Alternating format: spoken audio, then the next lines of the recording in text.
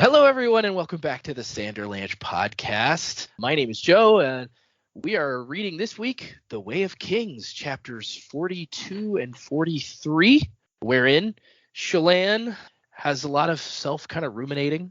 She's confronted with possible boyfriend feelings, and we just kind of see her waffle back and forth on what it is she's going to do. There is a looming boat pickup on the horizon for her, and she's decided she's just going to play her part. So that's where she was. And then Kaladin, we go back and he's still feeling pretty sad. We've got a new jerk leader for the bridge crew.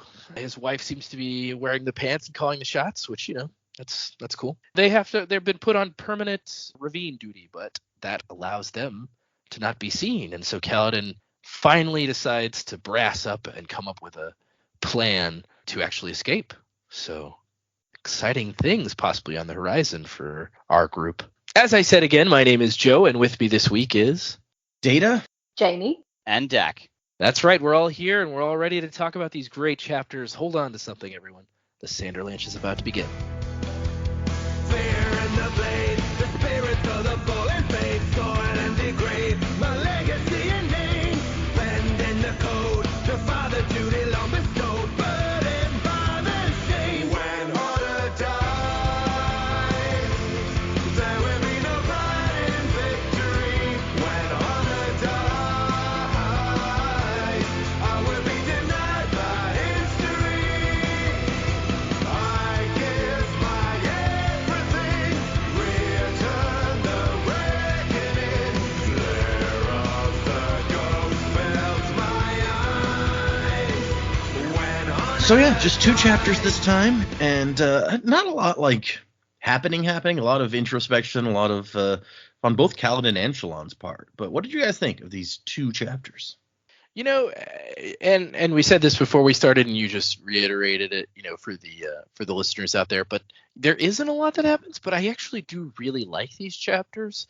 The introspection is pretty nice to hear, and it makes sense at this point in our story because both of these characters have kind of come to okay, what do I do now?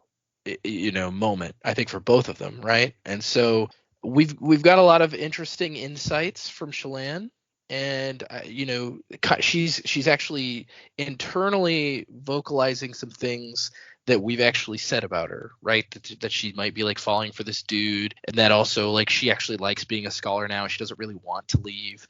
It is interesting to me, some particular pieces in here that the Ardent guy says to her, and so we'll talk about that when we get there. But her story is kind of getting more interesting after a little bit of a lull, right?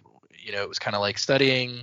When am I going to steal this thing? Okay, now I stole it. Now it's okay, what do we do now? There's a lot of suspense building, I feel like, on this. So it'll be interesting to see that play out. And then Kaladin, he survives this ordeal. He loses hope and regains it almost too quickly, but at the same time, it's understandable based on the narrative so far. We're 60% of the way through the book. At some point, some kind of thing should be happening, not just more of we're all meant to die. So I'm excited for it to move on. It was kind of we were building to that, and then this bad thing happened, and then he survived the bad thing, and then it was we were going back down into the muck, and I was why? So I at the same time that I'm man, that was fast that he turned himself around. It also makes sense because we want the story to be building to something hopefully positive. So yeah, that's a great, good job. That'd be nice, right? Yeah, it would be nice, right? If our characters that we come to like at least a little bit, if something positive would happen to them, that'd be great. So yeah, good chapters. I enjoyed every part that we read. Yeah, I can agree that it does feel like you're we're heading into this what does he call it? He calls it the wretch version of himself, where he just doesn't care about anything. Yeah. And it does seem a very quick turnaround, but it's just he's gonna fall into this, and then he kind of pulls himself back from the brink, and I guess that's better than sinking into it and then having to claw yourself back out. I don't know. Yeah, I mean, it makes sense. I think what it does, honestly, is it gives us some important information about Kaladin's personality. It's he's, even as a child, he's gone through these cycles, and what could pull him out was his brother, but his brother's gone. So instead of being able to be pulled out of it, historically after his brother was gone, he'd become really apathetic for a while. And so, we're kind of seeing this internalization of like, yeah, I shouldn't do that. I got to find a different way to deal with this. And so yeah, it makes sense, and it's good to see. What he needs is somebody to bring him some cool rocks. Right. Yeah, some sweet rocks, pull out their rock collection. He's got a cool rock. He's got that big dude. Yeah, that's true. That's fair, yeah. The horn-eating rock. It just sounds weird, yeah. But yeah, you're not wrong. Yeah, you ever seen my horn-eating rock? He's great. Yeah, I also like these chapters. Good to see some of our thoughts kind of play out in there. Also, I guess with Shallan, we have a time frame of which we're expecting something to happen for her. The boat comes to get her in a week, so that's kind of cool that's all sort of coming together now. Cabsol and his jam ways, still don't trust that guy. Especially when you rock up with a truthberry jam. Oh, no, it doesn't work. Like, stop it. Anyway, in case you weren't sure how I felt about him. Then Kaladin, yeah, I feel sorry for him that he's gone back into that spiral again. But I am excited that we're possibly going to see a bit of like warrior Kaladin coming out, which will be cool. Something has to change for them too. They've gotten close and been shot down, and a bit closer and shot down, and yeah, something's got to happen for them. It really can't get worse, and you really can't have them just waiting around for their own demise. So I don't like our new Light Eyes wife. I haven't really met the Light Eyes, even though he's sitting there, but his wife doing all of the talking there. That was an interesting dynamic. But yeah, I'm actually really excited to see what comes next in our story. I'm glad you went into Cabsol, because that was gonna be my first question for Jamie. It's like, how do you feel like Cabsol now? I dislike him even more. It's like, Shallan, stop it. Keep your feelings in check, my friend. Yes, and it's also you've you and Joe both mentioned this new person in charge of the bridges, and yeah, it does seem like a weird, like, he's just sitting there the whole time while his wife talks, but at one point, like, Kaladin kind of insults him, and his wife is the one that like takes care of this while he continues to just stand there. So this is a weird relationship. It reminds me of when I was in high school. My one of my teachers, the history teacher, was like, yeah, Calvin Coolidge didn't want to be president. His wife wanted him to be president. And so like he was kind of like foisted into becoming president when all he really wanted was to be like a congressman or something, or a quiet lawyer. And like that just it's what it makes me think of. Like, this guy's like, his wife's like, no, you're gonna be in charge of the bridgemen because you got to do something important. What you've been doing so far, I don't like. You got to do something better. Maybe. There's a crazy level of yes, dear. Yes, dear. Yes, dear. I'll be president. Whatever you say, dear. Now I have to work.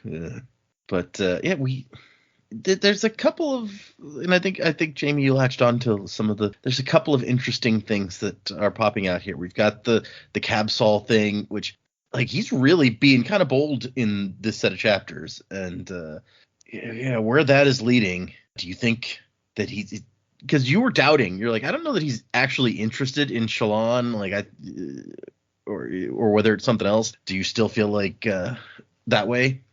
I don't know. He's laying it on pretty thick. I don't know. He could. I don't know if he's just being so bold because of how, like, Shallan even admitted it, that she's, kind of encouraged him to talk that way. But I'm not sure. Like when we read the first Mistborn book and we were all a bit like, oh, Elend, I don't really know what I think about him and don't really like him. I'm kind of getting similar vibes. Elend turned out to be a good guy he liked. Cabsol, he could just have a weird way of going about it. Like, if he was to leave the Ardentia and pursue Shallan more seriously, like, I don't know, maybe he could actually be a good person or an asset in her cause. But I don't know. it's not sitting well with me. He could genuinely have feelings for her, and they do seem to get along quite well. How much of that can you fake? I guess I don't know. Some people out there are very, very good at it. So Okay, yeah, that's fair. How fake is he? That's the question we will keep going forward. All right, fair enough. Yeah, these chapters are fun. Nice, like, to have a little room to breathe. I agree with Joe. Part of me was like, Kaladin came out of like his funk a bit quickly, but also I'm just like, thank God, because I felt like, all right, we've seen this. Come on, let's get the story moving on that front. So I think that was the right amount of time to spend with him depressed. And also, I guess, like, it's nice to see, like, all this time he was building up to save his team while still sort of playing by the Light Eyes rules. He's like, we're going to keep being bridgemen, but we're just going to do it in a way that we don't die. And then finally he realizes that was never going to work. So he's like, all right, fuck it, guys, we out. Come on. So yeah, I look forward to them pulling off, their great escape from Alcatraz or whatever. Although I will admit, it's like if they're on chasm duty permanently, like how hard could it be to escape? It's like they all go down, and it's like, all right, everyone, start screaming, ah, and then like just don't come back up, and then like everyone on top side be like, yes, Chasm Fiend got him. Yeah, but then they point that out that you're kind of stuck down there. They're like, people have tried to make it to the other side and map these chasms, but they never come back. They get eaten by a chasm fiend or stuck down here during the high storm. And so just because no one ever came back doesn't necessarily mean no one made it out. It's like, these people who tried to escape from us, we never heard from them again. Oh, they must have died, surely. Like, otherwise they totally would have sent us a message saying, haha, we made it out, you dicks. Like, I don't think these were people trying to escape. These were people, not slaves, who worked here and were trying to get maps of the chasms to. Okay. I guess it doesn't say that explicitly. Maybe it was slaves and they've just snuck off. But that's the impression I got. We sent slaves down to map the chasm. Well, maybe that's like they're going to find like this habitation at the other end of the chasms of like escaped slaves, and it's like, oh hey guys, join the party. That would be very useful. Yeah, they live with the Parshendi now. So yeah, it was cool. I do like seeing that side of Kaladin's thing. It's like, all right, cool, we're done with the funk. He's acknowledged this was never going to work. Fuck it, let's just. He's out of his funk, but in a different way than he was, which is good. I think it's what he needed. And the Shallan chapter, yeah, I don't trust Kabsal at all, but I'll admit, like, I've spent this whole chapter. It's kind of like watching Rope, the Hitchcock movie, where like start of the movie they've got a dead body inside the apartment, hidden in a box, and they've got people over for a party, and you're just waiting for someone to discover it. Like, this is kind of what this is. We're just waiting for Yasna to go, so you've either broken or stolen my Soulcaster. So I'm just like, Kabsal shows up. I'm just like, you get the fuck out of here. I'm waiting for the interesting one to come back. Yeah, Kabsal I don't like. I agree with Jamie. I think he is sus. Okay, Kabsal not the most popular fellow on the podcast. Interesting. Yeah, for the tipping point I think Jamie mentioned as well was the Truthberry jam. I'm like, really, dude? Wow. Some shady about these Truthberries. Yeah, okay, fair enough. I like the way you put it, that it was like, up till now Kaladin's been trying to play by the rules. He's like, we're gonna work within the system to try to improve things, and now he realized, well, that was never gonna happen, so screw him. Yeah. I'd never thought of it in quite those terms, but that's pretty much the case. Yeah, we tried to still be bridgemen, but it was never going to work for us, and he didn't realize it for the longest time. It's like, you're not meant to survive. Okay, then fuck it. Like, let's try and escape. What's going to happen? We die anyway. Well, we're bridgemen. That's what we do. Yeah. Oh, and the other thing I had was, the new bridge leader, like, obviously kind of sucks, but the impression I got with the wife giving the orders instead of him sort of reminded me when Kaladin first showed up. It wasn't like the guy in charge who was surveying the bridge crew then, it was the wife doing that as well. So it just made me think of that. I didn't think it was like this new leader like is just a henpecked husband. This is what the wives do here. Like, they're like, whoever's assigned a bridge crew, their wives will sort of like eyeball the slaves.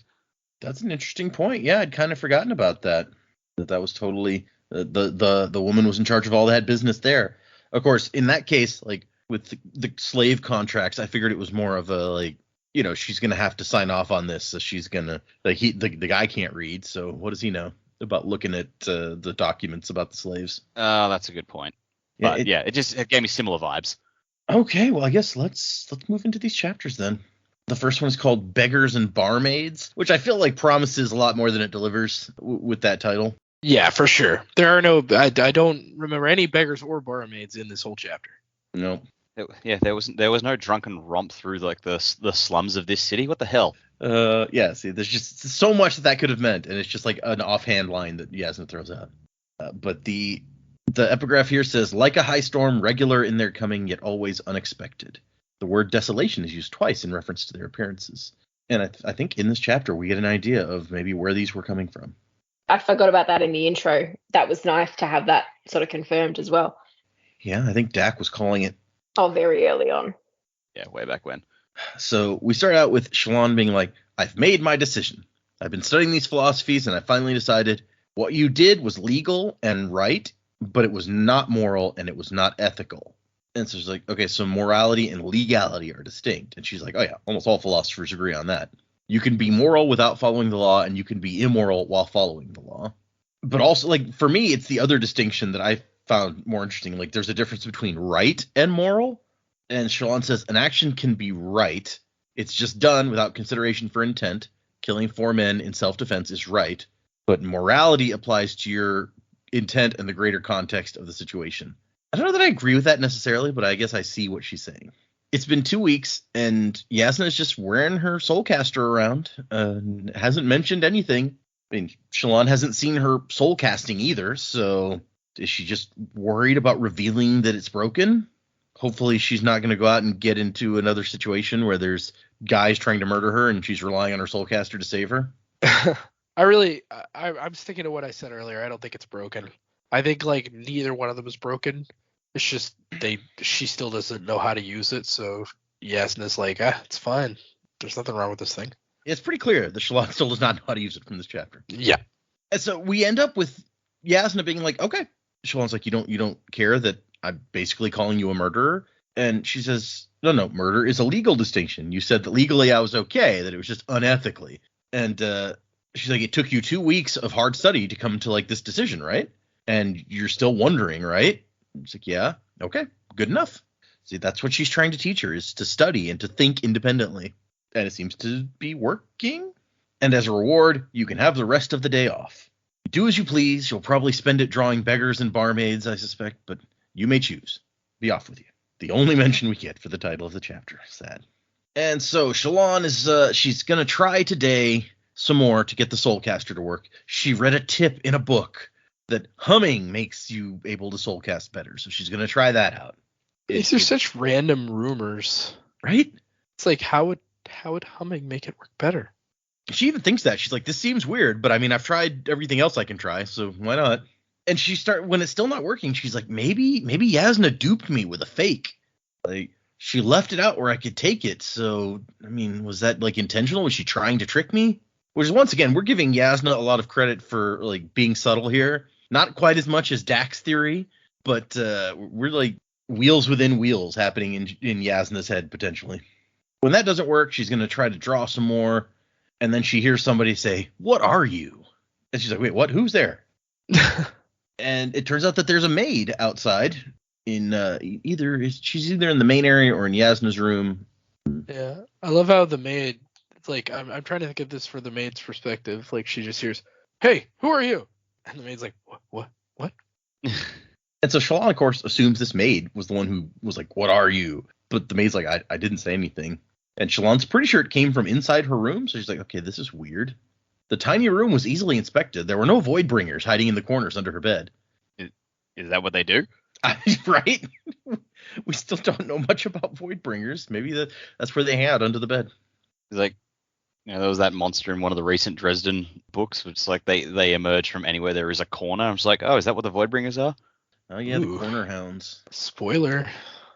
They're apparently from like the Cthulhu mythos.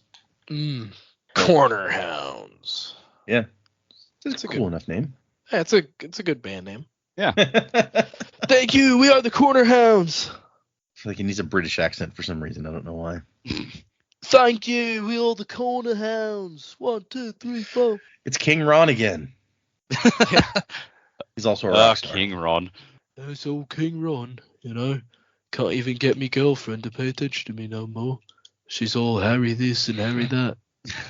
Oh, actually, speaking of things involving voices we do on the show, Jamie, tell them what you saw this week. Oh yeah, I got. I was driving. I wasn't able to take a photo of it, but I was so excited. There were two guys in a truck, and they are the bug hunters who also remove possums. And I was so excited. Perfect. Very She had a nice. real life encounter. A photo. So if you're listening, bug hunters, you made my day. Oh, that's awesome. Okay. Yeah, the bug hunters. With a Now the possum sidekick. hunters need to hunt some bugs. Yeah. I mean, they don't exclusively hunt possums. It's true. They're pest control in a variety of yeah, ways. yeah, Possums is just what they're known for, but they do other Right. things.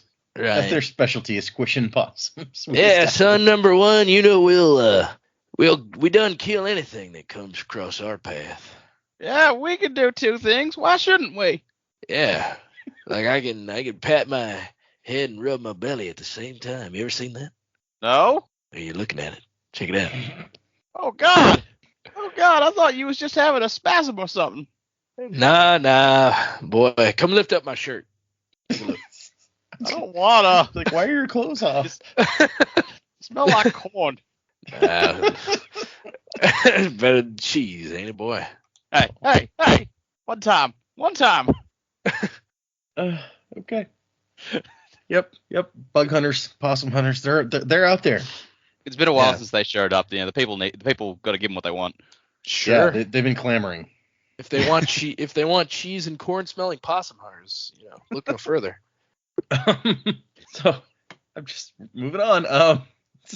It turns out the maid was in Yasna's room, but the maids are not supposed to go in Yasna's room. She doesn't like people touching her stuff. And Shallan's like, oh, she's gonna be mad. You better tell her about it before she finds out. And the maid's like, okay. And then Shallan's like, actually, just you should go tell her right now. Go hunt her down wherever she is and tell her that you went in her room and touched her stuff. No point in putting it off.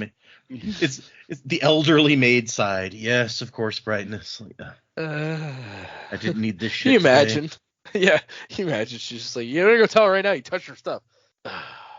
It's like, I've lived through so many years. I gotta go tell some young brightness princess that I touched her things. Really? But Shallan is going to use this as an excuse. Now she can go in and look and dig through Yasna's stuff, and Yasna won't know because if something's moved, she'll just think that the maid did it. So I like the bedroom's larger than Shallan's. Yasna has a 4-poster monstrosity as a bed. It's such a weird, specific thing to call out. Well, I mean, it's taken up half the room, so I guess it makes sense it's to call true. it out. That's fair. It's like it's a monstrosity. I think Shallan's just jealous that she's got a little bed, and Yasna gets a huge one. I got an air mattress.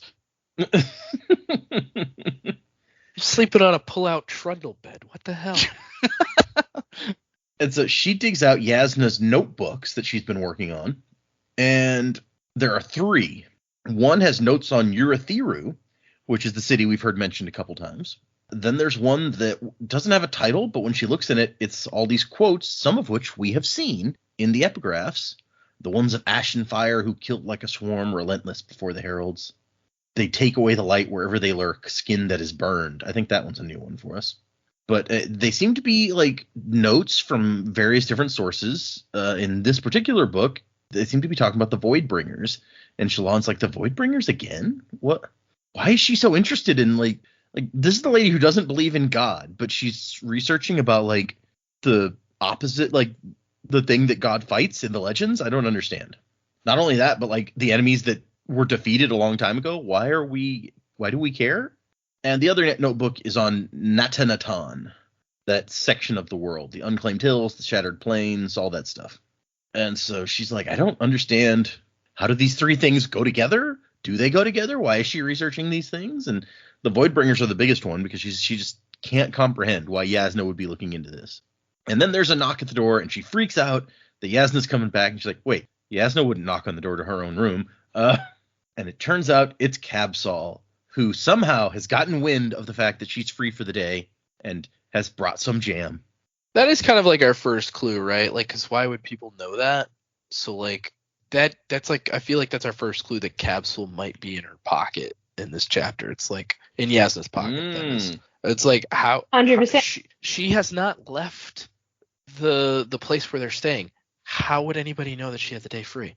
Yeah, unless you were talking to Yasna or overhearing conversations in there. I agree completely.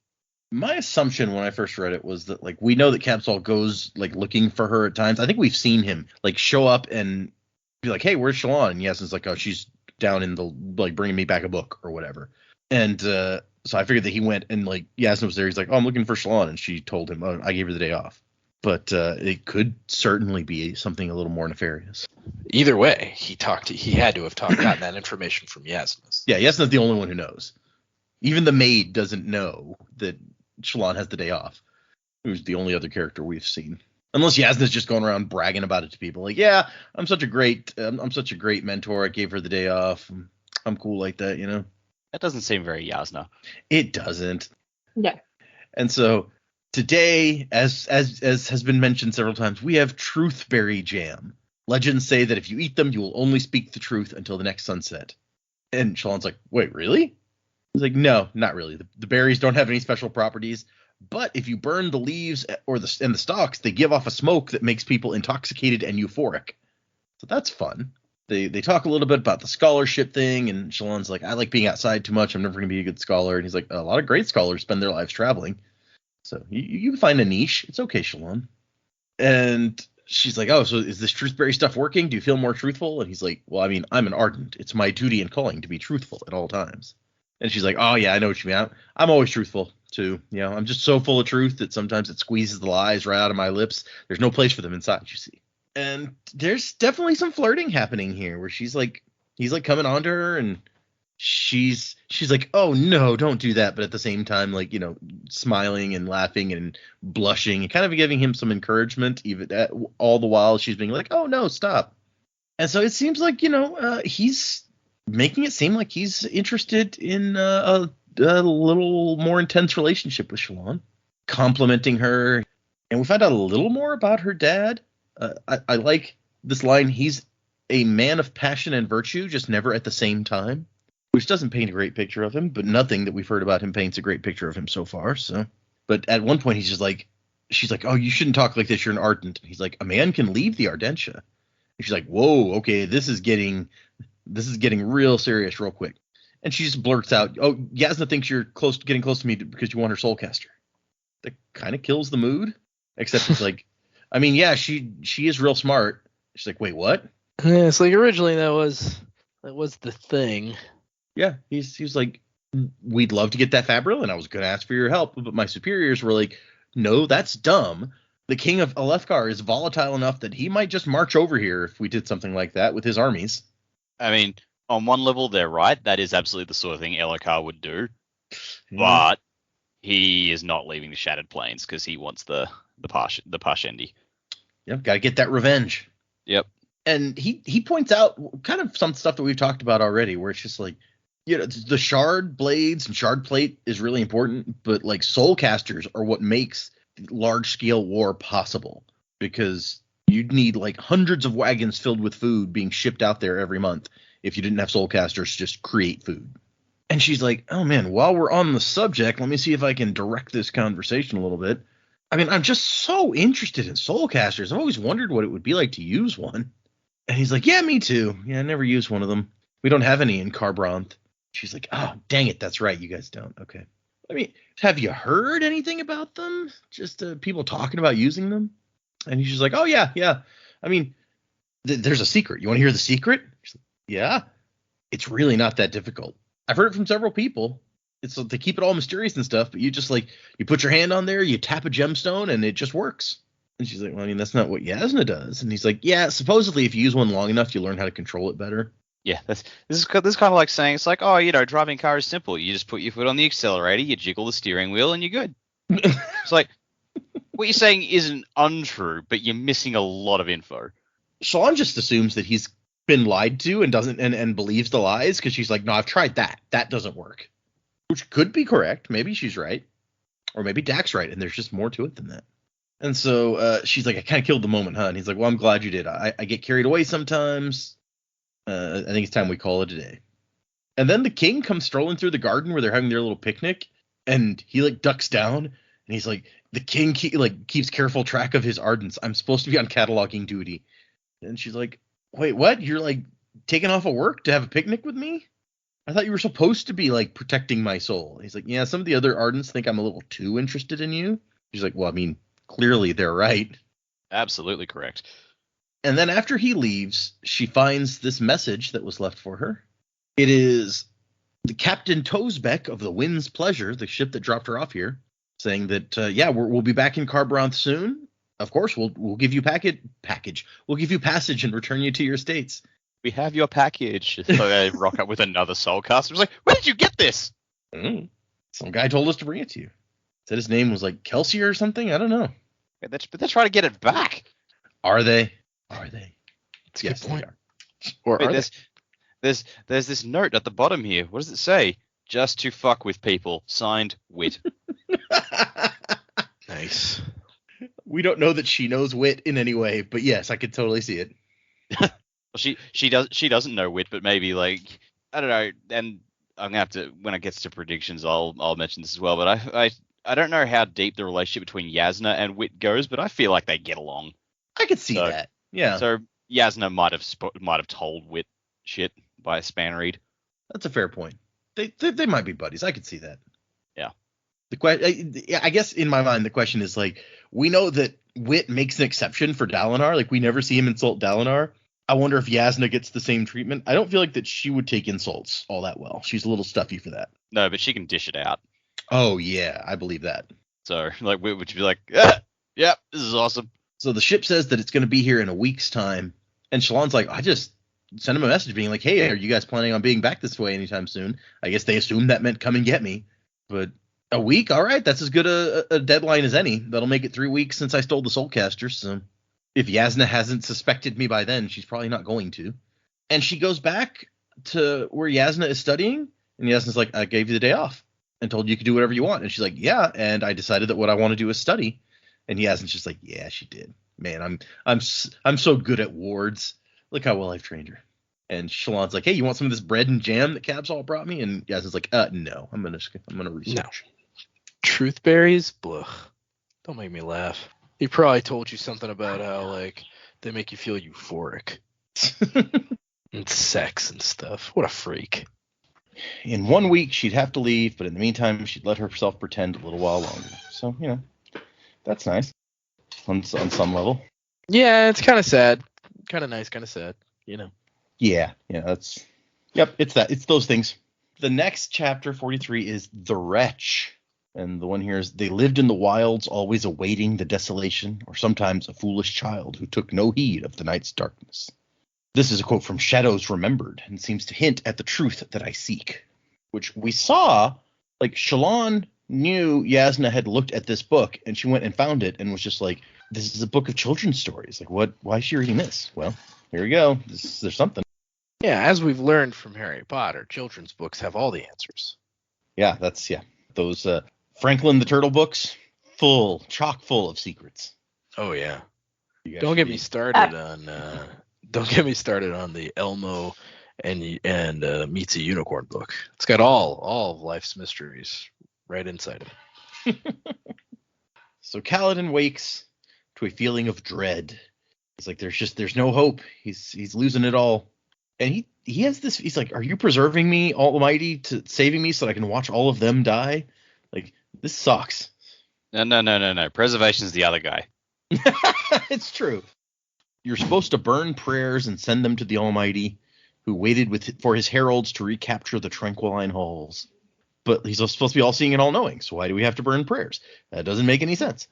I love that bit. It's just the person of someone who's willing to pick apart anything because they're just like, why do I need to do this? This doesn't make any sense. If the Almighty's real, how come they can't hear me or see me write what I'm writing? Oh, poor Kaladin. If Santa knows if I'm bad or good, why do I need to tell him what's on my list? Yeah, come on, Santa, read my mind already. So they get the bridgemen out. Everyone's out here. Like, mostly they're all now like clean shaven and stuff. So the bridge crew actually looks, even though they're still wearing ragged, dirty clothing and stuff, they kind of look better than all the other bridges. So everybody's out here waiting for him to lead them in practice. And he's like, yeah, but practice is futile. And here comes somebody new. There's 4 men carrying a palanquin and a tall, thin man in a violet Light Eyes coat walking beside it. So I guess Light Eyes get their special coats. Dark Eyes can't wear them. And Kaladin's like, must be Lameral's replacement. The guy who died, remember? Yeah. And so she's this woman is lounging in her seat on the palanquin as the bearers stop. And she says, I'm Brightness Hashal. My husband, Bright Lord Matal, is your new captain. And Kaladin wants to make a comment because he figures that this is not a real promotion for anyone. This is not a nice spot. So, meanwhile, her husband is just standing there with his hand on his sword, not saying anything. He thinks delicate hands. That sword had not seen much practice. And Hashal is like, we've been advised this crew has been troublesome. It seems that you've survived the Almighty's judgment. I bear a message to you from your betters. The Almighty has given you another chance to prove yourself as a bridgeman. That is all. She's just trying to set a record for, like, swiftest character introduction for utter cow here. Like, how quickly can I establish myself as someone you, like, the readers should hate? 25 words or less? Got it. Probably means she's going to have an early death, too, and nobody's going to feel bad about it. Yeah. Could be. No, this is actually like the Cersei of the piece. She just keeps coming back. Oh, no. It's going to be the Uxbridge. You hated her right away. But, who's Uxbridge? Umbridge. Sorry, not Uxbridge. I was like, who the hell are you talking about? Kevin Uxbridge is a Next Generation character, which is why I was, Right. Gotcha. Yeah, we get it. You're a Star Trek nerd. Jeez. Many are trying to read too much into what happened, so High Prince Sadeas has forbidden gawkers to come and see you.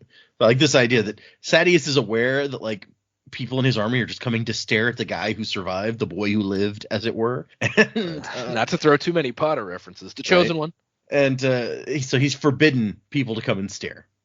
Damn it, Sadeas. You could have been on a gold mine. You could have charged people admission. Yeah. Come see my bridgeman, the greatest bridgeman of all time. He fought the storm, and the storm lost. Yeah. So she's like, my husband's not going to run the bridge crews with his predecessor's laxness. He is well-respected and honored associate of High Prince Sadeas, not some near dark-eyed mongrel like Lameral. And this time, Kaladin cannot help himself. It's like, oh yeah? Then how do you end up in this latrine pit of a job? Dude, you got to learn when to keep your mouth shut, my dude. I think this is something we're going to have to live with Kaladin for the rest of however long he is in this series. Like, he just the dude's got a mouth on him. Yep. It's like Harry Dresden has this problem also. I was expecting him to go, someone's like, you suck, bring back Lameral. Lameral's dead. That's your problem. Lameral was the best. He told me I was meant to die. It was fantastic. You suck. Just bring his body back, toss it in the yard, we'll take orders from it. Yeah. But what's that, Lameral? Eat the rich? I guess to her credit, she doesn't seem at all put out by this. She just flicks her fingers, and a guy walks up to hit him in the stomach with his spear. Yeah, she knows what she's doing. And Kaladin just instantly blocks it, like reflexively. Yeah. And he can see this whole fight in his mind, where he could take this spear from this guy, knock him down, take down the other 2 guys, and then he's like, oh no, I'll just end up getting myself killed. It's like, that won't do anybody any good, especially me. The dead guy. It's a real Robert Downey Jr. and Sherlock moment. It is. It's like, take spear, pull on spear, kick in nuts. Wait, no. And so he just lets the guy hit him the second time, and the guy smacks him in the side of the head that time, and he goes down. And Hashal's like, yeah, no laxness, like I said. If you must know, my husband requested this assignment, as the bridge crews are essential to Bright Lord Sadeas' advantage in the War of Reckoning. Yeah, and this is the point where I'm like, nah, dude, you requested your husband get this assignment, because there's no way this dude wants this job. He's just like, whatever, I don't have to do any of the work, apparently. Yeah. So. I'll just sit here, let my wife talk, collect my fee, and all the honor. But, like, I don't know. If I was him, I'd be more hesitant. It's like, the last guy died. Yeah, it's true. And not because of anything he specifically did. Because of something that he didn't do.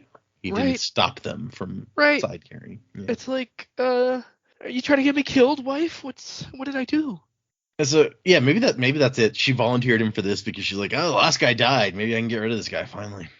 She says, from now on, aside from normal bridge duty, each crew will be only assigned one type of work duty.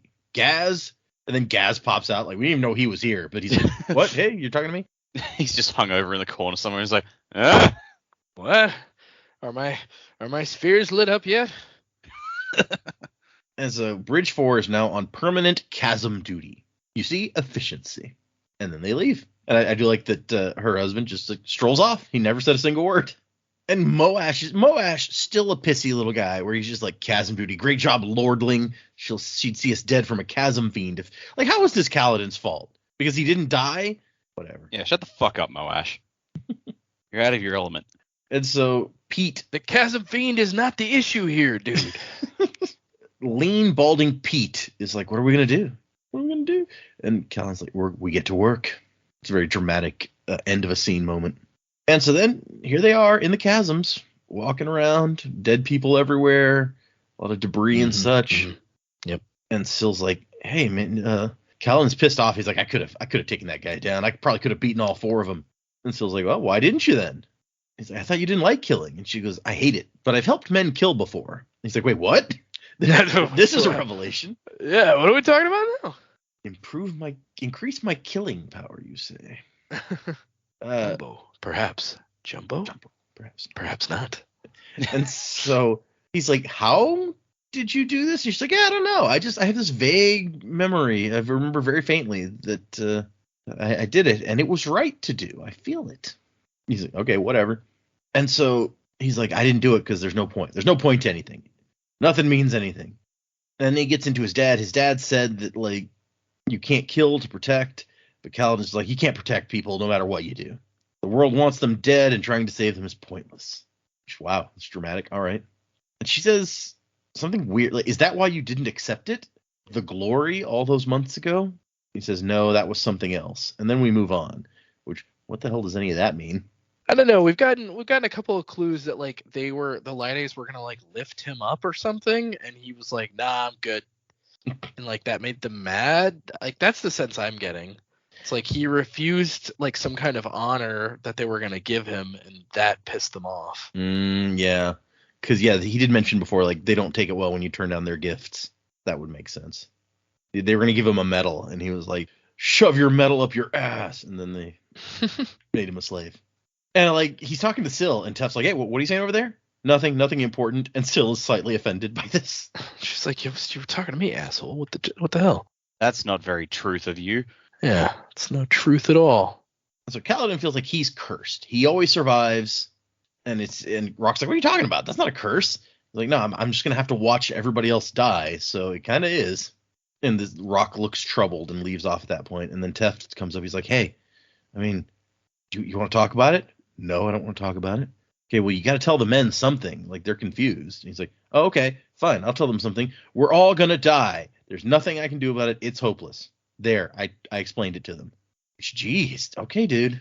And that's not great. Everyone, I mean, Kaladin was the one who has been pushing them to have some hope in this horrible Bridgeman existence. And now that he's given up, everyone's like, man, Kaladin's right. Yeah, we're just going to die. Everything sucks. And Teft is like, it seems pathetic to give up. We should keep fighting right until the end. You know, journey before destination. What does that mean? I don't know. Something I heard once. And Sigzil's like, it's something the Lost Radiants used to say. It was part of their motto. Life before death, strength before weakness, journey before destination. Between this and his little melancholy bit at the end of the other chapter, I'm just like, what does Sigzil know? He sounds like he knows a lot more than he's letting on. He does. It does sound like that, doesn't it? Yeah. We found out he's educated Sounds like a smart in some cookie. way, so, yeah. Yeah, he's a professor or something, right? So I he don't think- says. Yeah, I don't know that we know that. We know he didn't finish his education and that he had a master, but I think that's all we have necessarily. Something about like he was put away for murder, like you tried to kill your master, and he's like no or something. I don't know. Yeah, he said that it wasn't his master. That wasn't the one he tried to kill. Yeah. Something about this is just like you sound something's very strange about this, and I don't know what. Like you know, Look, I was on the wrong side of a philosophy lesson. It went bad. I don't know what to tell you. Sorry, Dak. Yes. Keep going. He ate some bad truthberry jam. Yeah. Yeah, no, like for some reason, like the more he talks, he reminds me a bit of Seth. For some reason, like between the masters and the killing and like knowing all this, like and having different information perspective, I'm just like, there's probably nothing connecting the two characters, but for some reason my mind is putting them next to each other. Yeah. Is he a newer addition? Because we know Seth was sent here, so it could be Seth. No, he's been around for a while. We saw him way back when he and Moash were buddy. Back when Kaladin was still trying to get people on board. We've seen Seth since then. Yeah, well, we saw Seth in an interlude. Do we know they're chronologically synced up? Maybe not. I mean, we know Sigzil is very dark-skinned. He's Azish, they said, and Seth is light-skinned. Shin, I guess that's true. He's a Shin. Yeah. He's got the different eyes also. So, I mean, unless he's real well disguised. Yeah, I honestly have no idea why I'm putting Sigzil next to Seth here, but for some reason they're both just like standing next to each other in my head. I mean, there's some of the only characters we know that aren't like Alethi or, Shallan's from Yak Kaved, which is apparently very similar. Yeah. We got Rock. Rock's from the Horn-Eater Rock. Peaks. But that's kind of within the borders of Yak Kaved, so. Yeah. They get into this whole discussion among the group where it's like, Lost Radiance, who's talking about that? It was Teft. No, I didn't. And like Sigzil's like, oh yeah, the Lost Radiance, there's groups in Yule that want their return. And he's like, who'd want that? They betrayed us to the Voidbringers. And Rock's like, Voidbringers, lowland nonsense. No, they were real. Everybody knows it. And they get into a thing about that. And then while all this arguing is happening, Syl's just like, journey before destination. I like that. And Kellen's like, why? I don't know. It's just Teft is right. You can't give up. But he points out, like, we only get chasm duty from now on. That means no more reeds, no more money, no more bandages, no more food for the nightly meals. This is it. We're gonna come down here. We're gonna die, get eaten by chasm fiends or whatever. And let's see, they're still fighting about the Lost Radiance over there while Kaladin is having his internal panic or whatever. Tien Tux Goshel Dalit, the nameless slave he tried to save in the slave wagons, always fails. And finally Moash is like, you two just storm off. It doesn't matter. You heard Kaladin. Even he thinks we're as good as dead. And it's very similar to the discussion kind of at the Honor Chasm where Syl's just like, Kaladin's like, there's nothing I can do. And Syl's like, so are you sure? Yeah, I'm going to fail. I've always failed before. He's like, well, then why not try? She also points out, it's like, does the fight itself not mean anything? And he's like, not if you're just going to die in the end. Then he starts thinking about those words, life before death, strength before weakness, journey before destination. What do these things mean? And he's like, life comes before death? Well, no, that's obvious. Live before you die? Like death is the destination. Everyone's going to get there. Maybe life comes first. That's the journey. Is that the part that matters?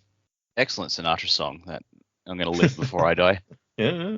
Sinatra's good. Well, Live and let die. Wait, no, that's different. That's different thing. Also a good song. Sure. Who doesn't like that's Paul McCartney, right? That was Paul McCartney and Wings. Yeah. And then he comes across a rock. A little rock. Reminds him of his brother. Yeah. It's a very SpongeBob moment. He's like, it's not a boulder, it's a rock. Yeah. And he's like, I mean, we're still alive for now, and you promised you were going to try at least one time. And I think what it really comes down to, it's like he says that he sees the wretch standing before him. That being that person meant release, it meant apathy. But is that really what I want? Like, being that guy didn't protect me. Everything still sucked. It just led me basically to where I was going to commit suicide. So is that what I want to do? And he decides that no, that's not what he wants right now. And George like, okay, guys, there's one more thing we could try, but it'll probably end up with us all dead at the hands of our own army. And they're like, hey, you said we're going to die anyway. You're right. And she's like, okay, we're going to try to escape. And they're like, you can't escape. We're a million miles from anywhere. Nothing out here but great shells and high storms. And so he says, look, they send us down here every day. They don't send any supervision because all of the guys in the army are scared of getting eaten by chasm fiends. So they just send us down here by ourselves. And it's all busy work. It doesn't take that much time to find the amount of salvage that we have to bring back. So that gives us time to do something else. And he kicks a spear up from the ground at Moash, who catches it. And he's like, I'm going to train you to use these. And the plan is, I'll train you all how to fight with the spear. And then one night we'll go to like the guard post and kill them, and we'll run. And they're going to send guys after us, and hopefully they'll underestimate us. They'll send a small force. We'll kill them. And by the time they send a larger force, maybe we'll have gotten far enough away. Which is a hell of a thin plan, I feel like, but they don't have a lot of options. And he's like, Sadeas is going to go to great lengths to capture us. He maybe send a whole company after us. He can't let us kill his soldiers, a bunch of slaves kill his soldiers, and then run off. And so he's like, this is what we have. And Tef's like, I'm in. And Moash is like, me too. I like Sigzil's like, I'd rather spit in their Alethi faces and die on their swords than remain a slave. Which, all right, there you go. You're at about a 10. We need you to about a 6. Yeah. Let's ramp up gradually. It's like, hey, we're not there yet, man. Calm down. No, I want to kill him. It's like, whoa. Wait a minute, man. And Rock's like, and I shall cook you all much food to keep you full while you kill. He's not going to fight. It is beneath him, he says. Dunny, on the other hand, is like, I'm your man, Captain. Let's do this. Yeah, I'll put him right in the shitter. And so they start working on a plan, and that's the end of our chapter. And then we get a cool illustration after this. The history of man, which is composed of 5 events here. The whole history of man comes down to 5 things. The expulsion, the loss of the Tranquiline Halls. The desolations, the war against the Voidbringers. Ahariadium, however you say that, the last desolation, the defeat of the Voidbringers. The Recreants, the fall of the Knights Radiant, and the Hierocracy, the failure of Vorinism. So, and then there's like a skull at the bottom. There's a skull at the bottom and the top. It's a weird, kind of depressing. That a skull at the top? Thing. Looks like a pelvis. I think it's like 2 skulls back to back. Oh, yeah, now I see it. All right, so yeah, that's our chapters. Let's move into predicaments. Neither of the, like, we talked about that there wasn't a lot happening here, but both of these chapters seem to be setting up some big stuff. So what do we think is going to happen next? Where are we going? Man, with Shallan, I'm going to stick with what I think I've been talking about, which basically I think both of them work. Both of the Fabrials work. And eventually Yasna's going to find out that she has a Fabrial. Whether she knows that it's her original Fabrial or not, Yasna's going to be like, well, and you're my word. If I'd have known you had a Fabrial, I'll just teach you how to use it. And then everything will be honky-dory, and she can just be like learning how to use it, and then she can go help her family, openly. Maybe Yasna can make some of her other problems go away with like these people searching for the Fabrial. That's if we're going from a very positive perspective, that's where I think that's going. It may be completely wrong. Capsule could be in her pocket, could be in Yasna's pocket. If so, maybe it's not going to be a super positive situation for her. And then I think our Kaladin folks, I think they're going to train, but I don't think they're going to be able to escape. I think something's going to happen that's going to change the trajectory for them in a different way from escaping. I don't think escaping is going to end up being an option for them. Ooh, okay. I don't know what's going to take place. Somehow. Yeah, I just don't see escape as a viable option for them. Not in the way that they're thinking anyway. Like just getting away. Like I just don't know that that's going to work for them. It would be an interesting, because you guys have been theorizing since almost the beginning that like at some point Kaladin and Dalinar are going to cross paths because they're in the same place-ish. Yeah. And they're 2 major characters. If Kaladin runs off and like they escape from the Shattered Plains and the 2 of them never meet, it will seem very weird that they were so close together but never like met. I mean, they're in completely different circles, so not crazy weird that doesn't happen. But at the same time, yeah, I feel like it's going to happen. And I think you have some interesting points about the Fabrial, because from what we know of the Soulcasters, they're supposed to be super holy, and everyone is Kabsal seems outraged that like this person who's not one of the Ardents is allowed to have a Soulcaster and use it and blah blah blah. Like he kind of goes off on that in this chapter, right? But like Yasna is the one person that Shallan could have come to that might be able to give her information and like tell her how to use the Soulcaster, maybe even fix it if it was broken, and wouldn't immediately be like, oh, you should give this to the Ardents, because Yasna doesn't believe. So it is weird that like it wasn't even something they thought about trying. It was like, hey, will you help us? Right. I think like without her being a warden, even if she had the Fabrial, Yasna probably wouldn't give her the time of day. But now that she's kind of proven herself, like we had to get to this point, right? We had to have the subterfuge of becoming a ward, and so that she actually cares about her at all, to any extent, in order for this to happen. right? And if Yasna is who she says she is, it's like, well, ultimately this person's just coming to me seeking knowledge on how to use this thing. Who am I to if she already has one, she didn't, well, she did steal it, but not technically. She didn't steal maybe the original one stolen. We don't know, but however she's come to own it, she owns it. And so like, there's really not like, I don't see what her objection would be to teaching her how to use this thing. She hasn't objected to teaching her anything else, including philosophy involving killing people. So, I mean, we don't really know like what her line is morally, ethically. We know that it's like she doesn't have as tight of a moral line as Shallan seems to, even though Shallan did steal something. But so, it wouldn't, to me, it makes sense that like you just come to this person who you already have this device thing. I think honestly, if she wasn't so hung up on the idea that mine is broken, she might have already done it by now, like knowing Yasna a little bit at this point. Maybe that would have crossed her mind, but I'm assuming it's just because she thinks, well, mine's broken, so that's not going to work. Yeah, I mean, yeah, that's fair. And you're right that she probably would not have gotten the time of day before becoming her ward. That's true. Although it's apparently very rare for someone to have one of these fabrials that's not an Ardent, so that might have been enough to get Yasna's attention all by itself. Assuming that since it didn't work as far as Shallan knew, then I guess Yasna might have thought it was a fake. If it's like, oh, I totally have one of those too, but it doesn't work. It's something mysteriously not working. Regarding the fabrial, I've got questions that, like, does she even look at the stones? Like Yasna, like she's wearing it, but I believe the other stone was cracked or broken or something, which is now put in to her soulcaster, right? Okay, so that night, the night that she killed those guys, I think it was the smoke stone cracked, and she popped it out to, I guess, replace it later, and then Shallan like took hers and also popped the smoke stone out and then switched them. So there was a broken stone, but I don't think it was actually in hers. I think Yasna replaced that after that night. Fair enough. No, that's okay. I was like, surely she'd realize that it was broken. So, I mean, if she hasn't had a chance to have it fixed or replaced or anything yet, then she wouldn't know, like reasonably wouldn't know that it's not working. So, Shallan could be starting to think that she's sort of in the clear, but I guess it really depends on how often she would use the soulcaster, really, as to how quickly she would notice. So I don't know. I don't think she's out of danger yet. I don't think she thinks she's out of danger yet, obviously, with her reaction to being almost found out, or in the rooms jumping when she thought Yasna was knocking on the door. This next week for her will be interesting. I can't see her just up and leaving at this point. I think we're going one of two ways. She will either leave and Yasna will follow, knowing what she's up to.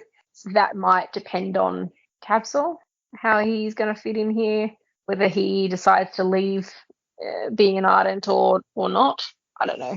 I don't know what he's going to do. Or maybe she'll find a way to stay. I had thought at one point, I think it was in the last episode, that maybe her family it was too late to help them, like they were already gone, but that Nan Balat's wife gave the right code, that everyone was who they were in the room. I'm not sure if that's even going to help. So really, with Shallan's story, I don't know. I think it's going to be a suspenseful couple of chapters of her being nearly found out, possibly found out, all those sorts of things. So we'll see what happens there. Our friend Kaladin, I don't think it's going to be as simple as just learning to fight in the chasm. It'll probably help them and lift their spirits a bit, but they still face the issue of not being able to get the weeds for the sap, and all these things that have been pulling them together realistically could be taken away pretty quickly. So if they're going to make a move, you'd think it would have to happen fairly quick as well. I would like to see Kaladin still find Dalinar, and we haven't seen what those guys are up to for a while, so I'm not sure how they're going to tie back in there. This is really just a lot of thoughts than predictions as such.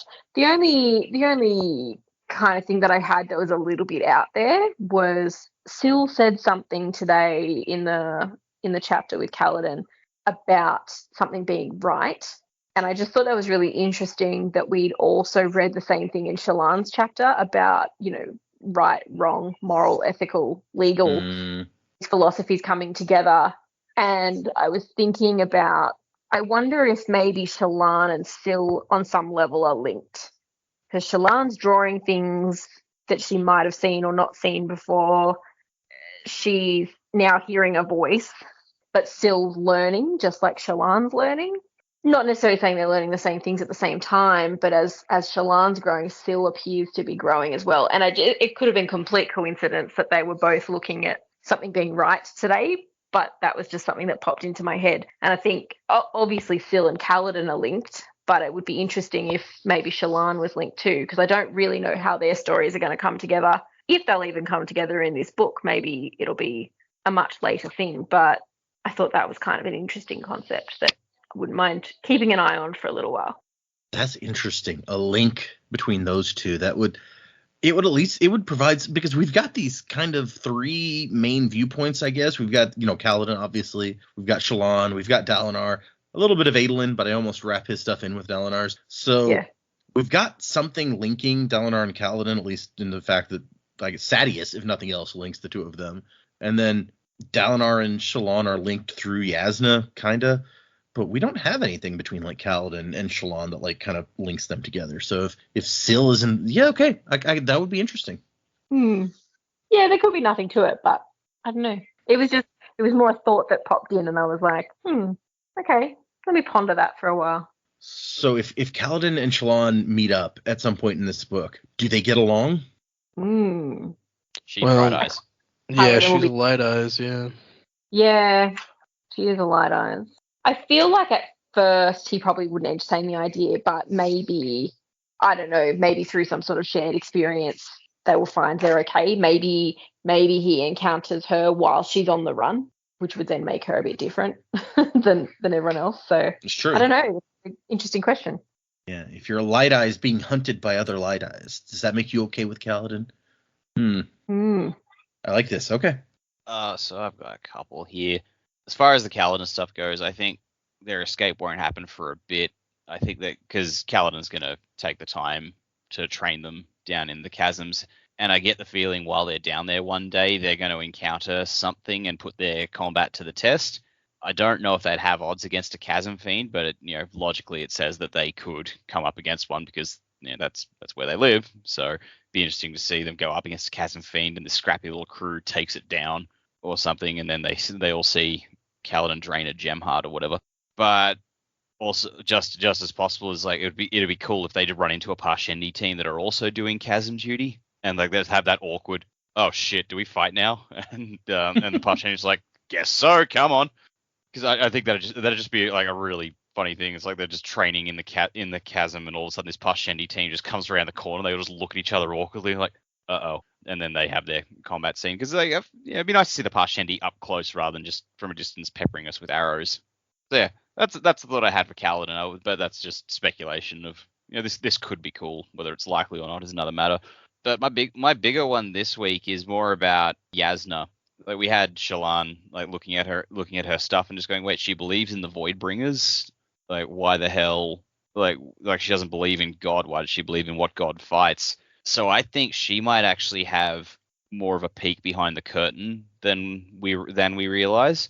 Whether it's through Wit, who we suspect is Hoid, and just talking to him, or if she's in connection with the Ghost Bloods. Like we know that like they're on this world. They've been messing with Shallan's family, but if she has a connection with them, she might know more about the nature of shards and like just have more information from that. So she's like, well, I can't believe in God because I don't believe in their divinity. They're just a bunch of dudes who killed God and took his stuff. So yeah, maybe that's the case. And yeah, like so she's researching Voidbringers because they're the agents of Odium or possibly Desolation, because they keep talking about Desolation in connection to the Voidbringers. So I'm like, maybe Desolation was the shard of this planet, then Odium killed him or something and took over his gig in the High Storms. I don't know. Interesting. Yeah, we have heard Desolation a lot. You're right. And we know that Odium's trying to kill some other shards, so I could see that. Yeah. I like you're like, and then he took his gig, which just to add insult to injury. Well, I mean, Kaladin definitely saw someone in the storm. There was a big ass face in the storm. You are not wrong. Yeah, so if Desolation is dead, well, someone's got to be doing it. because they definitely say that like something in the notes mentioned like desolation and the storms went hand in hand. Okay. So I do like that.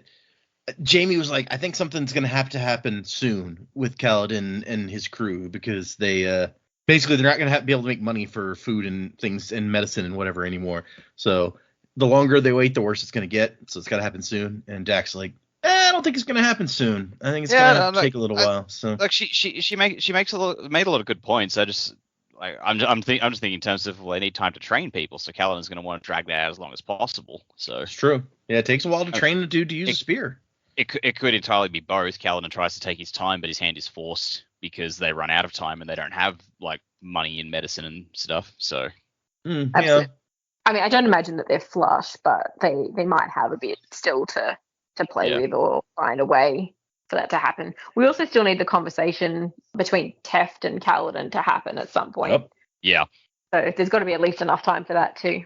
And now in this chapter, we're getting some little hints that, as you guys pointed out, first we have Teft knows more than he's telling us, and now we're getting some hints that like Sigil may know, not in the same way Teft does, but may know some information that we're not hearing yet. Yeah. So many people on the bridge crew, or maybe more than they first appear. Not Moash. He's just a dick. Moash is just an asshole, but he's excited to learn the spear. He was one of the first guys who's like, I'm in. Let's do this. And that's deeply concerning to me that the guy who has been like, man, fuck Kaladin for most of this book is all of a sudden it's like, yes, teach me the weapons. Okay, that's a fair point, actually. Powers. I love weapons. I love weapons. No, but that's there's you got some interesting potential things in there. The Yasna thoughts, we're gonna. I feel like Yasna is an area where we have less predictions than in some others because she's just so kind of aloof and like playing everything close to the vest, where it's hard to tell what Yasna is up to really, like what her goal is. We know Dalinar trusts her pretty much like implicitly, and we like Dalinar, so hopefully he's right. Right? I believe Yasna is a good person, but she's also a ruthless one. Like she's like one of those prime examples of good is not soft. Yeah. Okay. Fair. All right. Nice predicaments, everybody. Let's do some housekeeping here. So for next time, we're gonna do 2 more chapters. We're gonna do 44 and 45, which I think will be very interesting for you guys. I think you will like these chapters. I guess we'll see if I'm right. When we will see that, well, that's going to be a while for us. And as I mentioned last time, we're going to have a 2-week break because I'm going on vacation.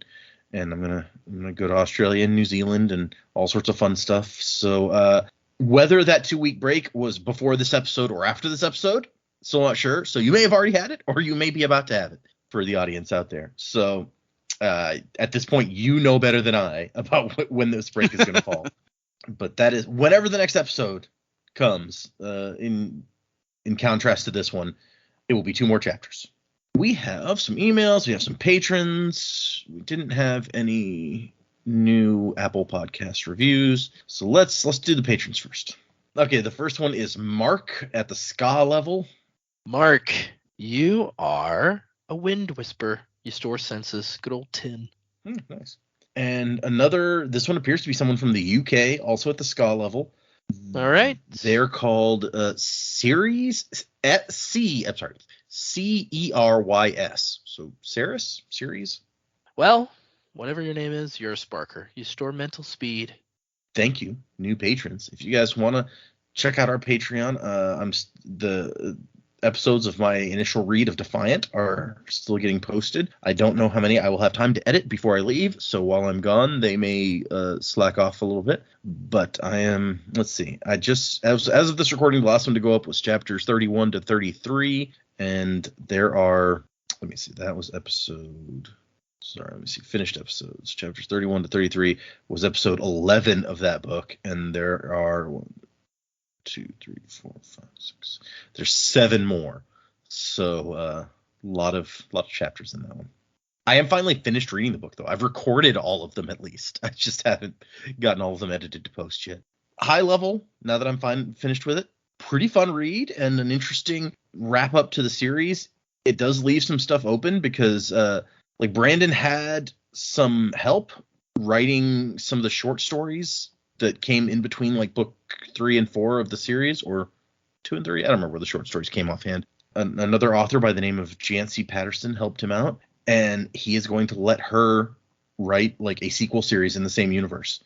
So he left some little, doors open for in the universe for her to play with.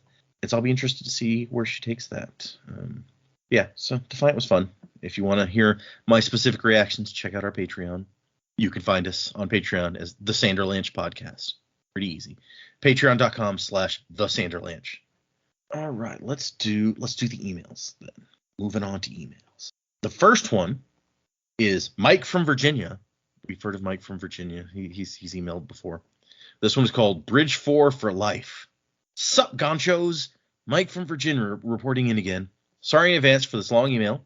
I am over halfway through Oathbringer now, having finished Way of Kings, Words of Radiance, and Edge Dancer. So I've passed you all up, besides Data, of course. It really adds another level of respect to the crew for me, because there's no way I could set these books down after only reading 50 or so pages.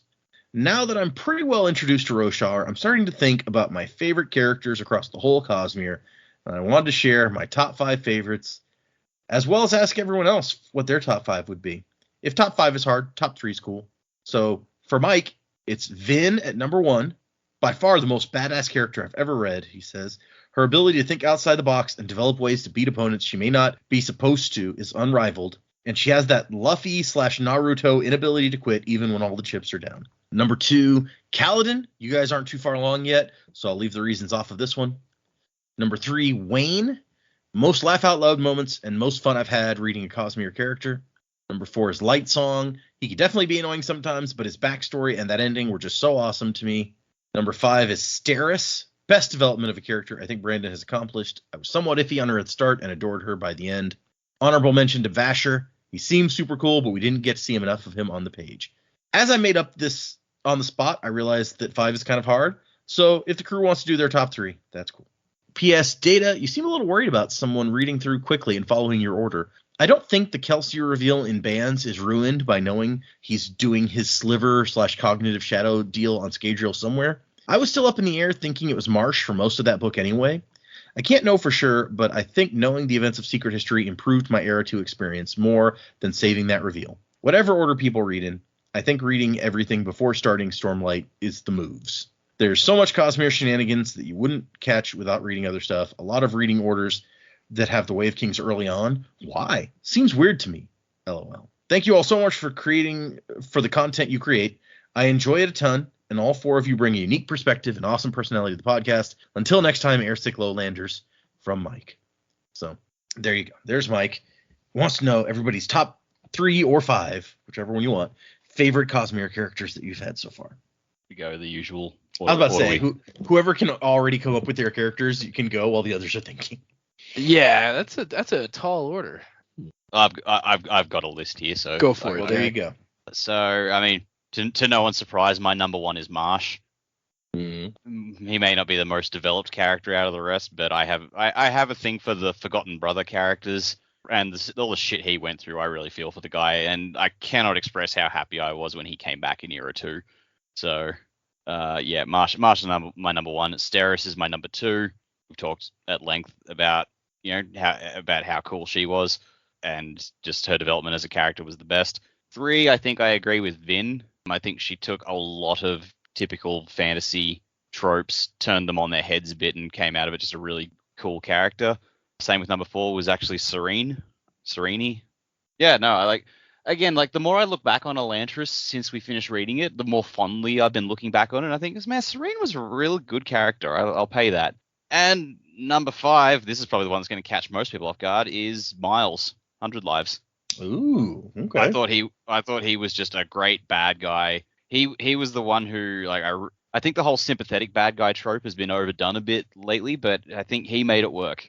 So no, I can agree with that. Yeah, Miles, I don't know that I'd call him sympathetic. He was an asshole. Oh, he was, but it's like I can sort of get why he's doing it and why what drove him down a dark path. I think he would have started out idealistic and he got more cynical as he went on, and then he was just too far down the rabbit hole.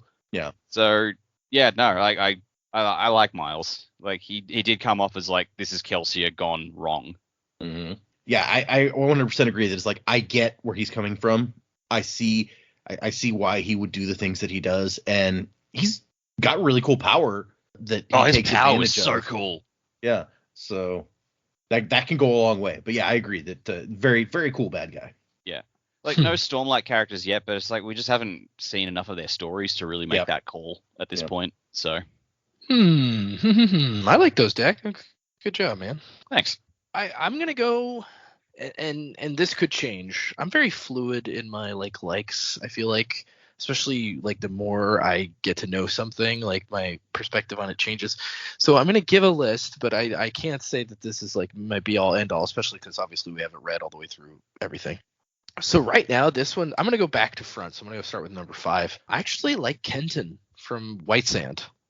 Which okay. I know that's a little Nice. bit out of left field for some people, especially like if you're listening to this and you skipped over our White Sand stuff. But Kenton just seems very interesting to me. I really would love like a whole novel set in that world, just because that kind of structure, like the hierarchical structure of their society, just seemed really interesting to me. Even though, because it was a graphic novel, didn't go quite as in depth as like the novels do. It was a fun read, and I like Kenton. I think he's a fun character. But then my number 4 is actually going to be Clubs. I liked Clubs a lot, the entire first book, and the second book I was a little disappointed that he ended up passing away in the Well of Ascension. That was kind of a bummer, but I understood the stakes were pretty high in that book, and near the end especially. So I got it. I understood why it happened, but it was a little disappointing because I like Clubs a lot. He's one of my favorite characters. And then number 3 is going to be Kelsier. I like Kelsier a bunch. He's really fun to read, even when he's not doing the right things. Like, he's just an interesting character to read about. And so I like him a whole lot. And then Sazed is going to be number 2 for me. Oh, sorry. No, I just spoiled number 1. Sazed is number 1 for me. Even if he so I'll go back and tell you my number 2 in a second. Sazed is number 1 for me, even though like we don't really know what the future holds. It sounds like he may become like evil or something crazy might happen. I think his guidance throughout the book, his journey in the second book, then his like indignation and righteous behavior in the third book, like it's just like it's a complete package. And then he becomes like, he tries to become this benevolent figure, but like it seems like maybe it's not going to work completely. So Sazed is my number 1 right now. And then my number 2, sorry, going back, is Wax. I liked the Wax and Wayne stuff a lot. I know I'm picking a lot of Scadrial people, and I almost had Kaladin on this list, but we haven't read enough for me to put Kaladin on the list yet. I like Kaladin a lot, and I really wanted Vasher on the list as well, but Vasher, he's really cool, but at the same time, like, we just didn't get enough, unfortunately, with that single novel for me to declare him as one of my favorite characters. So I'm going to go with, and of course, Hoid almost made the list, but again, there's so much unknown about Hoid. It's like, I just don't know enough to put him on the list. But yeah, Wax is my second. I like Wax a lot. He's a fun character. I honestly liked him starting out, and in the second book and in the third book, the choices that he makes near the end of the Lost Metal, not necessarily the choices, but just like kind of his internal stuff going on with him. I kind of like him a little less near the end of the series, but that doesn't mean I don't like him a lot. He's a really fun character. So, and it's cool to see like a character, because in the original Mistborn era, we're seeing our main players have like our big main players like Kelsier, Vin, and then later Elend have all of the powers, right? Then you got this guy Wax. He's got 2 powers, and he's like amazing. So True. it's just fun to watch or to read. So that's probably my top 5. Nice. And I think probably no one is going to have a super huge love for anyone from Stormlight at this point yet, because like you said, we don't know them. We haven't had time to get to know them very well. Despite the fact, I guess we've read more in this book than, this was 17 episodes. That's the same number of episodes as more than any single Era 2 book. And I think it's the same number of episodes as like the first book that the first Mistborn book. So we've gotten a fair amount with these guys. You don't realize how difficult a question this is until you're put on the spot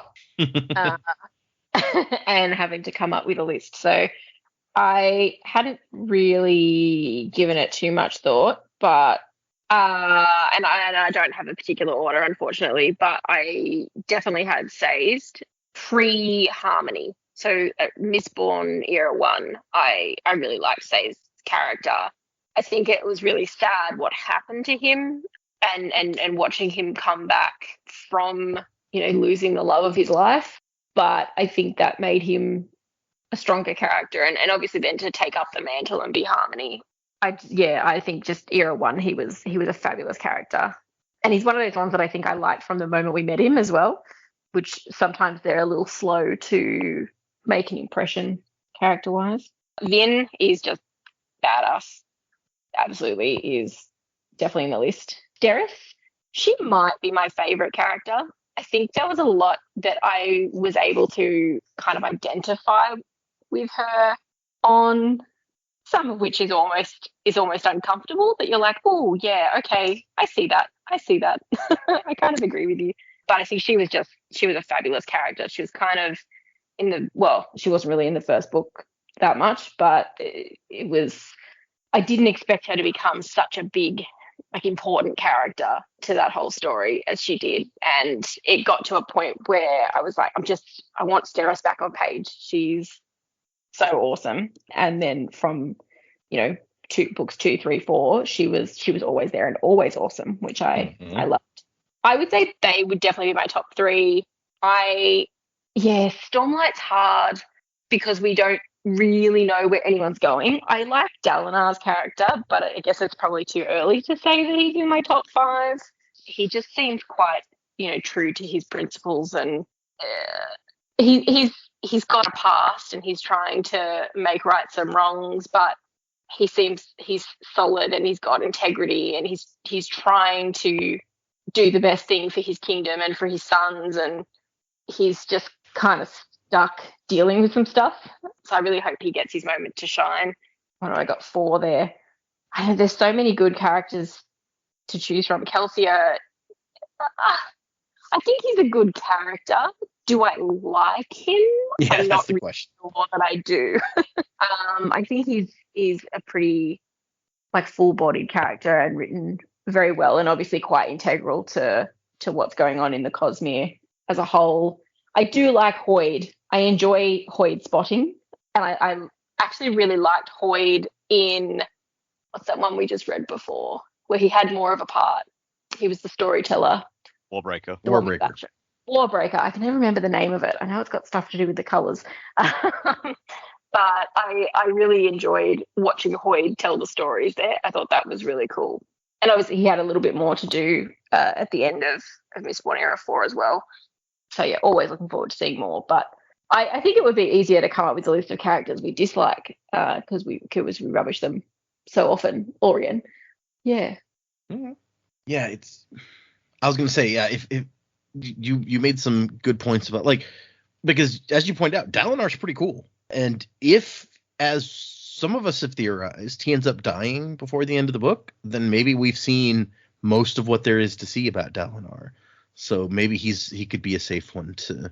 But that's my thing. It's if I'm coming up with the top list right now, I'm not really going to put any Stormlight characters on there because most of them, I will say, it's a big, especially as we progress into the other books, it's a big cast.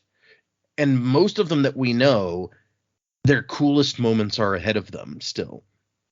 So if I tried to pick any of them, I feel like I would be potentially spoiling something for you guys. If I was like, oh man, Dalinar is my favorite, you just wait till you see the cool stuff that he does, then maybe that changes how you're going to read the rest of this book. So, I wouldn't go into. Turns out Dalinar dies this book, so don't even worry about it. His coolest moment was catching a crab claw. That was a very cool moment, I do have to say. So yeah, I cut you off. What'd you say? Were you talking to me? Sorry. Yeah, I cut you off. What were you saying? I don't know. I said something about he dies in the next chapter, but there must be a delay because I definitely finished before you started talking. Oh, okay. So yeah, I'm not going to throw out a Dalinar or Shallan or anything like that because I feel like that would change things up. There might be some contenders for me in the secret projects, like maybe a painter or something. But once again, you guys haven't read those. I'm not going to throw that kind of thing out. He likes Yumi. He likes Yumi. No, the book Yumi and the Nightmare Painter, very good book. That and Tress, I think, were the top books from the secret projects. But all right, anyway, Sunlit Man we'll was get there trash. eventually. Got it. Nah, I wouldn't say that. It just was third place for me.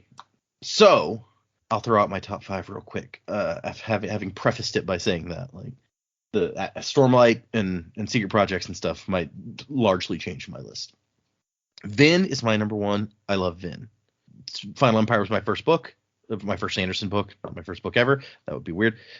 Yeah, when I was a baby, my mom was reading me this Final Empire. Wow, she went into the future and got the Final Empire for you somehow. And then this young boy got his throat slit outside of a party, and you were like, "Oh my god!" Wonderful bedtime reading. Make sure I don't go to any parties. Jeez. Okay. Yeah, jeez. Is Elbow in this book? No. You better hope not. And what about Grover? Everybody loves Grover. Elbow is here to lead the resistance of the sky. Probably do a better job than Yedden did, but Well, Yeah, that's low true. bar, low bar. but anyways, yes. For many reasons, I love Vin. She's amazing. The rest are more in no particular order. I'm going to say that I also Wax and Steris separately and together are high on my list because I love each of them and I love the way that their relationship develops and the way that by the end they work together so well. I think that like relationship elevates the two of them above even like their individual awesomeness. And then I'm going to pick 2 characters that I think are just fun for the last 2 on my list. So there's going to be Chris. I love Chris.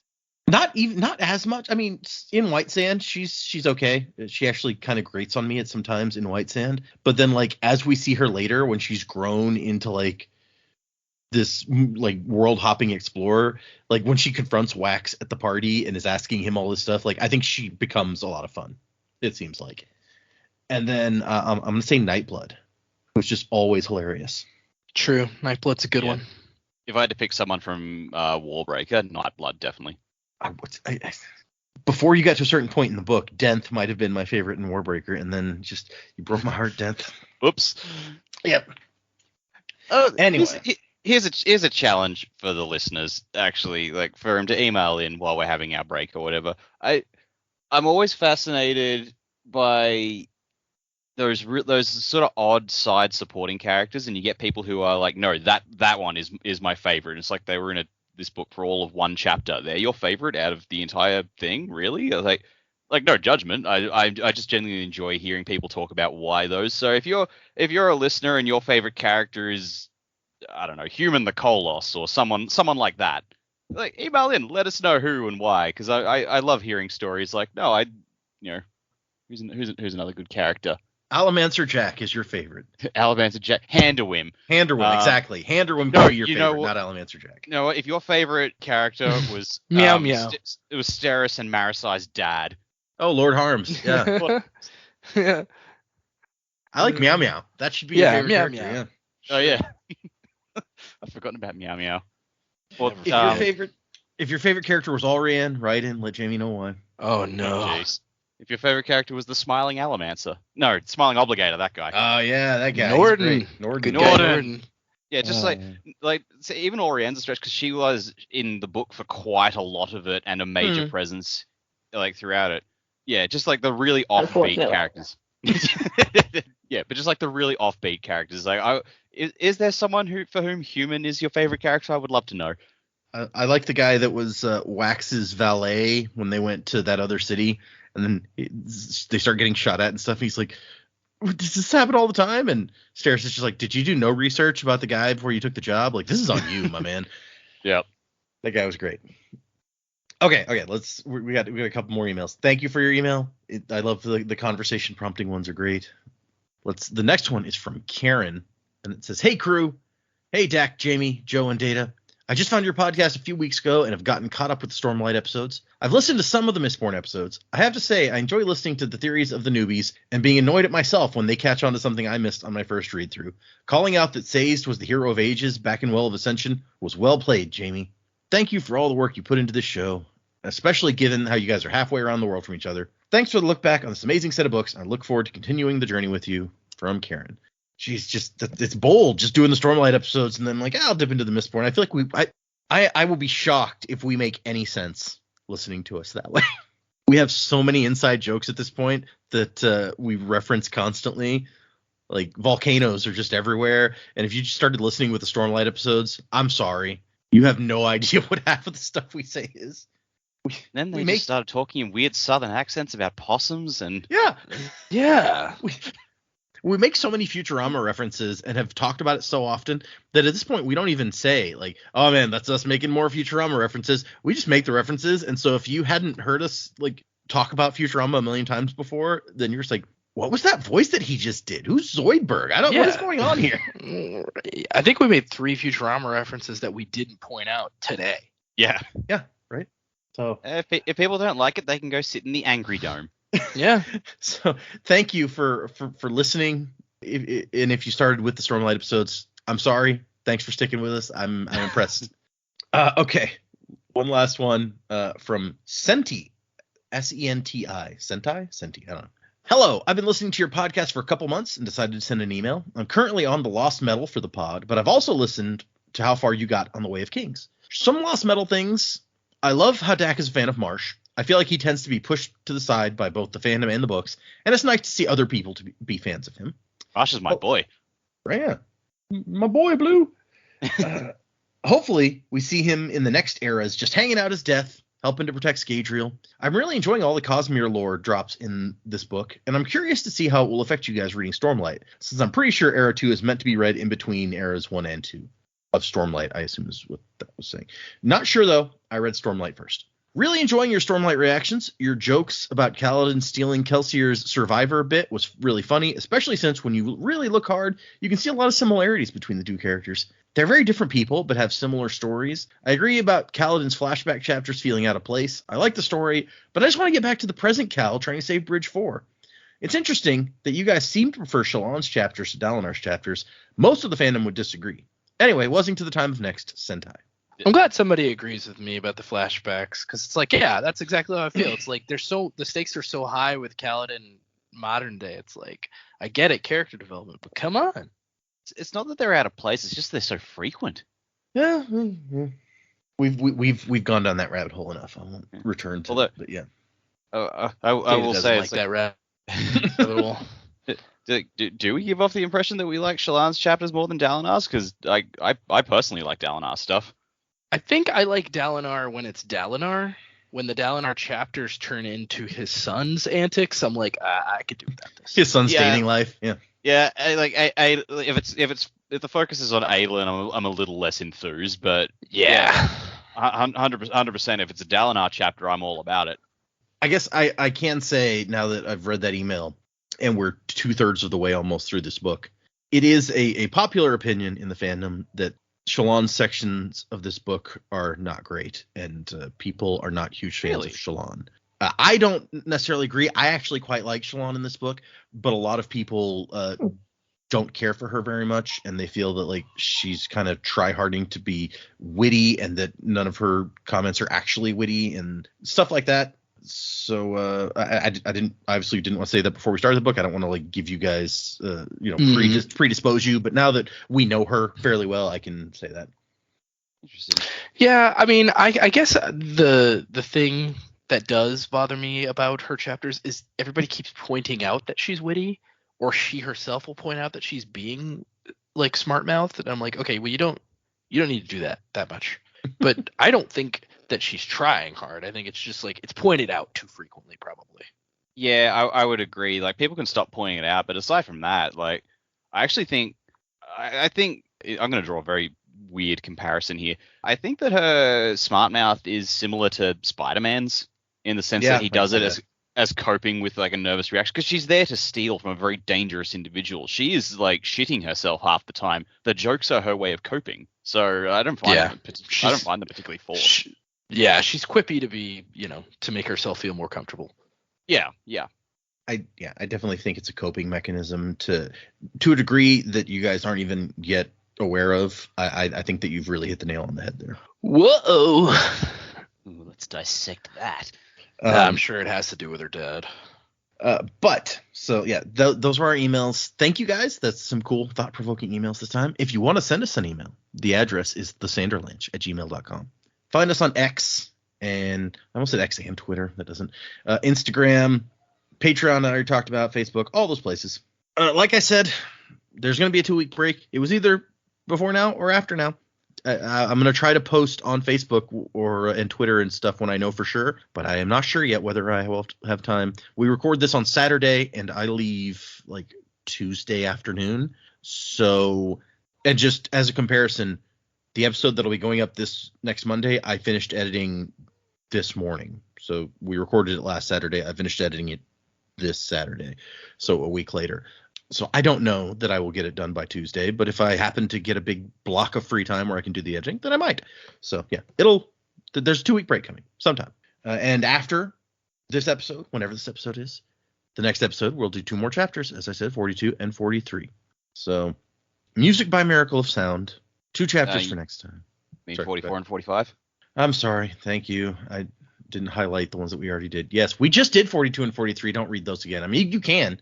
But we're going to be talking about 44 and 45. Yeah, I don't think they want to do that again. I'm hoping that you guys will like these next 2 chapters as much as I do. These are some interesting ones. So that goes for you too, audience. I hope that you enjoy them as much as I do. That'll be our 19th episode of this book, which is going to take us almost further than any. I think Elantris was 17 episodes. All of the Era 2 were I think the longest of the Era 2 books was 14 episodes. We may not have had one that went this long.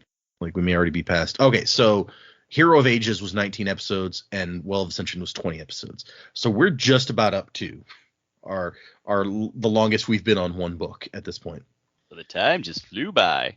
Yeah, and it's gonna keep going for a while. I have it mapped out as 30 episodes in this book, so we are at just about that 2/3 point in the episode number as well. So wow, we're on our way. So thanks everybody for listening. You guys are awesome. Check out the Discord if you want. There's a link on our website, www.thesanderlanch.com. Look at the top of the page. There's a link to the Discord.